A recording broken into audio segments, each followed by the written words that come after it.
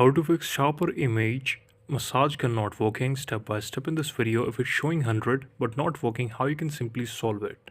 First step will be check the power sequence. Many massage gun require holding the power button for 2 to 5 seconds. To turn on, try holding the button again even if the display is on. Now reset the device.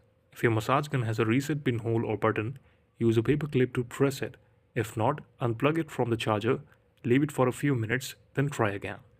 Step 3 is check attachment connection.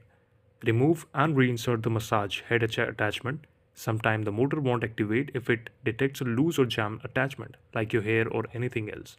Now inspect for overheating or lock mode. If the massage gun was used heavily, it might have overheated. Let it be rest on like about 30 minutes. Let it cool down and then start again. Step 5 is try changing with a different cable adapter. Even if it says 100%, it might be a false reading from a damaged or weak charger. Use another compatible USB-C charger or barrel if you have one. Now check internal battery issues.